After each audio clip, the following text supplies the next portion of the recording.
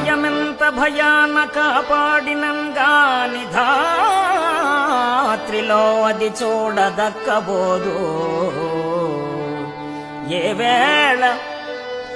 వేళ ఏ రోగమే మరించునో సత్వముందంగజేయునే చందమునను ఔషధంబులు మంచివనుభవించిన గాని కర్మక్షీణంబైన గాని విడదు. కోటి వైద్యులు గుంపు కూడి వచ్చిన గాని మరణమయ్యడు వ్యాధి మాన్పలేరు.